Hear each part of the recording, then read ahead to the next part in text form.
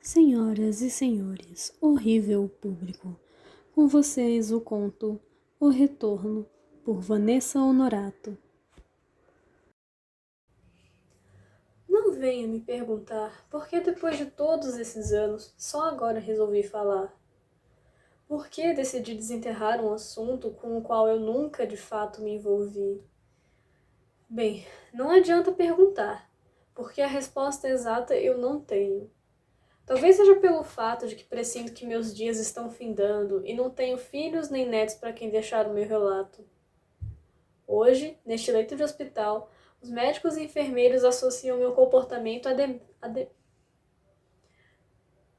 Hoje, neste leito de hospital, os médicos e enfermeiros associam meu comportamento à demência, à coisa da idade. Nenhum deles acredita em mim. Nem Marcinha, minha enfermeira predileta. Aliás, ela recusa-se a ficar comigo à noite. Ao ouvir dizendo para um médico que eu abri os olhos de madrugada e comecei a falar. Porém, era visível que eu ainda dormia. Diz que tentou me acordar, chamou pelo meu nome, mas eu falava sem parar. Olhos vermelhos, pele de gelatina, me olhando, olhos vermelhos. Ele vem. E depois levantei-me, arrancando o soro das veias, respingando sangue no lençol branco. Ela disse que tentou segurar-me e conseguiu me colocar de volta na cama, mas mesmo assim, continuei com os olhos arregalados, vidrados, repetindo a mesma coisa, apertando o centro da testa, no encontro das sobrancelhas, me debatendo, até que, do nada, revirei os olhos e ressoei. O médico anotou o relato de Marcinha e disse que aumentaria a dose dos meus remédios. Nenhum enfermeiro ficou mais comigo depois de 3 noites fazendo a mesma coisa. Agora, quando chega a minha hora de dormir, eles passam uma argola pelo meu pulso, uma espécie de algema, só que coberta por um tecido macio para não machucar, e me prendem ao leito. Depois trancam a porta como garantia. Simples assim, afinal. Não tenho para quem reclamar, não é? Deixemos os dramas de lado e vamos logo ao que interessa. Tenho um relato para deixar e espero que depois do meu fim ele caia em boas mãos e seja ouvido por todas as pessoas. Tudo aconteceu em Varginha, mais precisamente em janeiro de 1996. Eu possuía um sítio bem próximo à cidade e era lá que vivia. Na verdade, ainda o tenho. Permaneci lá toda a minha existência. Só deixei meu precioso lar para morrer aqui, porque não aguentei as dores da velhice e só os remédios caseiros não estavam mais dando conta do recado. E no fundo de minha alma, eu senti que não poderia partir dessa para melhor sem deixar registrado o meu relato. Desde manhã estava nublado, o céu ameaçava desaguar. Ainda era cedo, não passava das 15 horas. Não se via o azul do céu, só se enxergava grandes e gordas nuvens, movendo-se e ajuntando uma nas outras. Pareciam estar mais baixas que de costume, dando a sensação de que cairiam na terra. Eu voltava do pasto, tinha acabado de juntar as vaquinhas no curral, me preparando para a ordenha. As cabras estavam por perto, pastando. Passei mimosa para o coxo de ração. Joguei a corda por entre suas pernas, amarrando-a no que a gente chama de peia, para que a vaca fique quieta e deixe-se ordenhar. Sentei-me no meu banquinho de uma perna só, amarrado pela cintura, e puxei a teta de mimosa, esguichando o leite no balde que eu equilibrava por entre os joelhos agachados. Lembro-me que cantava distraído enquanto fazia meu costumeiro trabalho, pensando na vida, puxando uma teta, depois outra, enquanto Mimosa comia a ração e deixava o leite descer. Foi então que avistei umas luzinhas no céu, próximas demais às nuvens. Deduzi que seriam raios e que logo a chuva começaria. Mas não podiam ser raios, já que ao contrário dos raios que são verticais, essas luzinhas eram pequeninas, como vagalumes e sem nenhum barulho junto. Apesar do céu estar nublado, as nuvens ainda apresentavam cor azul escura, e como cresci na roça, aprendi que a chuva só cai mesmo depois que as nuvens ficam muito escuras, quase pretas.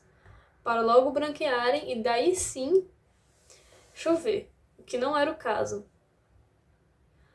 Continuei a tirar o leite das vaquinhas, sempre olhando para aquela direção, tentando decifrar o que era aquilo. Porém, as luzes sumiram tão depressa quanto apareceram. De uma hora para outra, as cabras saíram correndo, em disparada, berrando e saltando no ar. Lembro-me como se fosse hoje. Levantei-me apressado, derrubando o balde com leite e tudo no chão. Retirei meu chapéu de palha da cabeça e abracei-o junto ao peito, ao mesmo tempo que exclamava: Deus Todo-Poderoso! Eu vi sim, com estes olhos que a terra há de comer. Uma fumaça branca invadiu o céu, e não era nuvem, era fumaça mesmo. Do tipo daquelas que saem de grandes incêndios, só que bem branquinha, parecia até algodão. As vacas mugiram e o cavalo relinchou, empinando-se nas patas traseiras. Arrebentaram todo o meu curral e saíram correndo pasto afora, derrubando tudo que é cerca. E aquele monstro despontou no céu. Eu digo monstro porque não sei como chamar aquilo. Era enorme, gigante mesmo.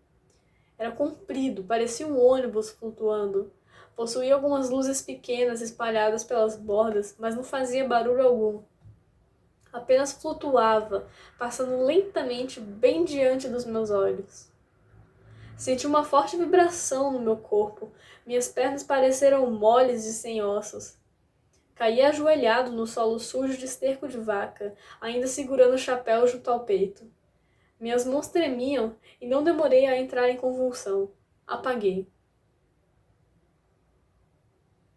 Alguma coisa veio em minha direção. Parecia um homem, mas era pequeno, baixinho, magro, de pele marrom, cabeça ovalada e desproporcional ao corpo. Os braços eram longos e sua pele tinha aspecto gelatinoso. O que mais me chamou a atenção foram seus olhos. Eram enormes, amendoados, salientes nas órbitas e não havia pupila. Toda a massa era vermelha. Um vermelho intenso, amedrontador, profundo. Ele aproximou-se de mim caído, trêmulo, inofensivo e indefeso. Ergueu seu dedo torto e tocou minha testa.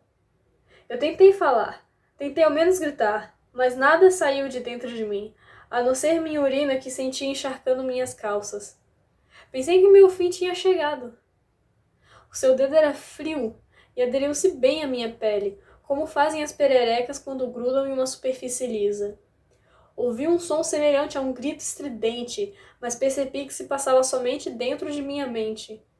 Meu cérebro vibrou, minha cabeça pareceu que ia estourar. Meus olhos reviraram nas órbitas e eu desmaiei. A chuva finalmente caiu. Fria, intensa, pesada. Cada gota que se chocava contra meu corpo era como receber uma pedrada atirada com força. Abri meus olhos e espiei apavorado ao redor. Tudo quieto. O céu escurecera e quase não conseguia enxergar. Caminhei vacilante, minhas pernas ainda pareciam ter perdido os ossos e fui para dentro de minha casa. Tentei acender as luzes, mas a energia havia acabado. Coloquei lenha na fornalha e botei fogo. Minha cabeça doía muito. Tomei um banho na água fria e também um analgésico. Os raios e trovões cortavam o céu sem piedade. Sentei-me na cauda do fogão a lenha, para não ficar no escuro e também para esquentar-me. Não consegui comer, tampouco dormir. A figura daquela criatura não saía da minha mente. Nos dias que se seguiram, não se falava em outra coisa em Varginha. Várias pessoas afirmaram ter visto a tal nave. 3 meninas juravam de pé junto terem visto a criatura, e por incrível que pareça, elas descreveram igualzinho eu vi. Disseram na cidade, até, que a nave havia caído e o exército encontrou corpos e um dos tripulantes ainda vivos. Foi um acontecimento grandioso e a criatura passou a ser chamada de ET de Varginha.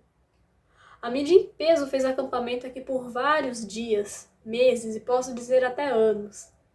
Mas há quem contradiz. Diz que foi invenção e imaginação das crianças. A verdade é que minhas cabras amanheceram todas mortas, assim como vários outros animais ao redor. Nunca me pronunciei, nunca dei depoimento algum para a polícia ou jornalistas. Bom, eu nunca tive certeza se o que eu vi foi um sonho ou foi mesmo real. Até que os pesadelos começaram. Não é bem um sonho. Na verdade, acredito que seja um comunicado. Sempre tive uma monocelha grossa, e desde aquele dia nunca mais nasceram pelos entre as minhas sobrancelhas. E agora, todas as madrugadas neste exato ponto, sinto queimar. Uma dor aguda me acorda do mundo dos sonhos, me abrindo os olhos. Não para este mundo, não para este planeta, mas para outro lugar, outro universo. Eu o vejo, e seus olhos brilham. Ele fala comigo. Eles estão voltando, e dessa vez o arrebatamento será maior. Eles estão voltando.